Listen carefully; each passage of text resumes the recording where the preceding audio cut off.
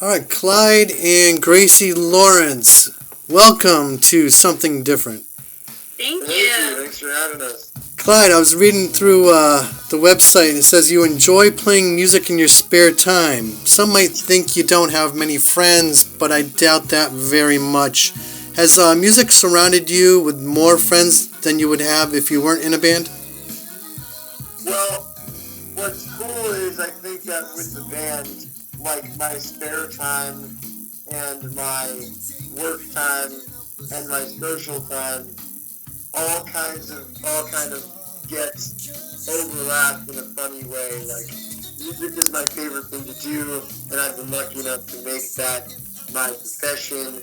And then I've been lucky enough to turn my closest friends from college into my bandmates. So, it's funny how all those things kind of come together, and that's sort of the joke that we were making on the website and saying that I like to play music in my spare time. Yeah.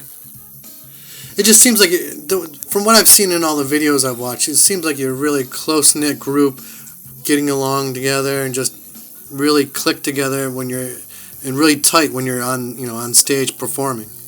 Yeah, I think that like a lot of bands, especially bands like ours where there might be two more sort of like front people like Gracie and I, and then like traditionally what you might call a backing band. A lot of the people in that backing band might be sort of hired musicians or people that they were set up with through the music industry. But that's not really how we like to think of it in Lawrence, as much as Gracie and I are singing the leads on the songs and, on the pictures and things, like, it is just a band that is made up of our friends that's closer to the origin story of, when you hear about other kinds of bands where it's like just a group of friends that ended up doing it together. And we prefer it that way. I was going to say, are you trying, if you look at it in the broad sense, are you trying to fit into a corporate way, or are you and get on the top of the charts, or are you just happy doing what you're doing? Well, I think everyone wants to be successful, but I think not at the cost of sacrificing what we do and what we do best and the music that we like. So yeah. I think our approach will always be make the music that we like and be proud of what we're doing, and hopefully that clicks with a group of people and, brings us some level of success rather than approach it from the other way around. We always talk about pop music, and like people ask us whether we think of ourselves as pop music or what we think of pop music, and I think our attitude is that like we think of ourselves as pop music, even if it sounds nothing like what pop music sounds like right now, but we think of ourselves as what we would love for pop music to sound like. I just wish everybody could have one day where everybody could listen to Lawrence and turn off commercial radio and pop radio and just listen to real good music. Yeah. Well, maybe. Yeah, you can make it happen. I'm trying. I'm working towards it. Turn to your station. But yeah, I think we found a really strong neck of the woods where that is the thing that Lawrence and things like Lawrence are what people turn to instead of what you might consider more commercial pop right now. And the more that happens, all of a sudden the definition of what, commercial music or pop music has shifted, and, Lawrence is biting off a bigger chunk of that listener base before you know it. As long as, if you can keep doing what you're doing now and make it sustainable and make a living off it, I wish all the more power to you, because I love it. Thank you. That's the plan. Now, how shocked were you when you saw someone on American Idol performing your song "Shot" in their audition? Did you know about this? So we knew that the song was going to be used for sync purposes, but because they have to basically get our permission. But we didn't know what it was being used for or if it would end up on air. This was months and months and months ago, and honestly, I think we all had just forgotten about it in the midst of that being on American Idol, and then we've also had our songs in other TV shows and whatever. You were also made aware that they a number of songs, pretty much most of the songs that people might audition with or perform at any point, just so that they have the flexibility to use them should they choose to, but that, they clear way more songs than they end up using. So even though we had the heads up that it was on their mind, there was no assurance that it would be used in any way or how. So I think we were all really shocked. The way that we found out about it was so funny, just in that our tenor sax player was was home and just turned on TV, and he was just like scrolling through the channels and was like, American Idol, I haven't watched that in a while. Clicked on it and literally watched like 3 auditions. Wow. And was about to turn it off, and then he was on like the last, right before he turned it off, this girl started singing our song. And what was so funny about it is she didn't say before singing Shot, this is a song called Shot and it's by Lawrence. She just had this sort of like wacky persona and was like saying crazy things and then started singing. And like, so there was literally no preparation for our tenor sax player Jordan to have, and he was just like, he was shocked, and he like documented the whole thing on his Instagram and like Instagram story, and the whole time he's like, oh my god, he was like freaking out. I gotta check that out. I gotta look it up. Yeah, it's really funny. It's amazing. I hope she goes very far in the competition. Just me too. She seems really funny and really great. It seems like the perfect song too. Yeah, is that what this song's about? Getting a shot at something? Actually, yes, but I think Clyde wrote that song a while back, originally for him to sing, and I think it was about having a shot at like dating a romantic relationship. It's a romantic song, but it is kind of. The lyrics are neutral enough, yeah. Romantic, yeah. Yeah, and it's a song that I originally wrote from my point of view, but then, ended up having Gracie sing it, which is something that we don't do a ton of, but definitely, we write lyrics for each other quite a bit. But yeah, I think that song has become a definite favorite for, women to cover. We've seen a lot of really, really cool versions of people doing that all over, social media. That one's become a definite, top choice among people who are looking to play Lawrence. So. Very cool. And kind of along the same lines, is that along the same lines as Make a Move?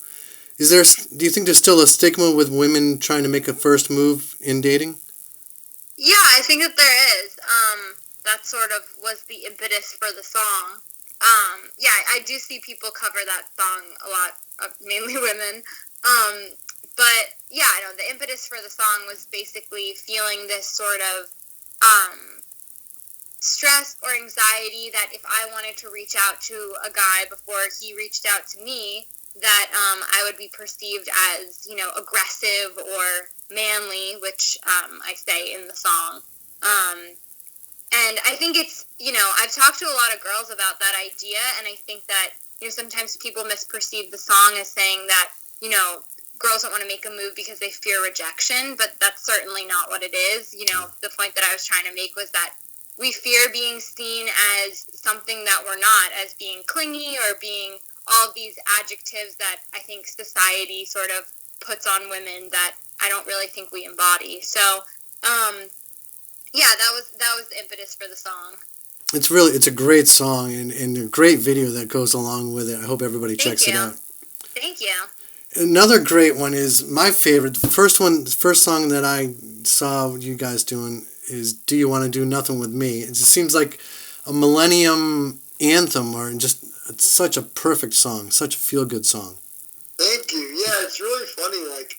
That song, I think that, for people that know me, they know that, that song is very particular to me and makes sense as a song that I might have written the lyrics to, because I am, among the people I know, notoriously unlikely to want to go out to a party or, always want to be lounging around my house in my sweatpants and watching TV. And I know that that's a thing that a lot of people say about themselves. But I think that, Gracie can attest to the fact that, I definitely have taken that to something of an extreme in my life.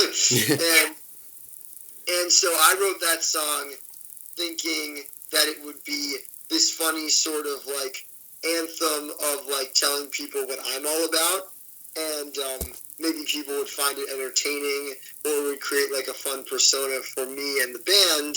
And I literally thought of that song because I was walking around my college campus in sweatpants and like looking at how well dressed everyone was around me, and I was thinking like, why are these people getting so dressed up to like go to class?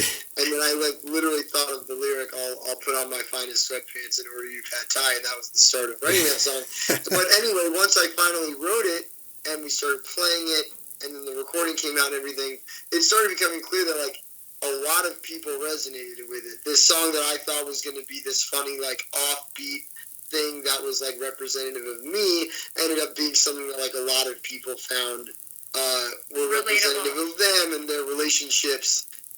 So that was really cool how...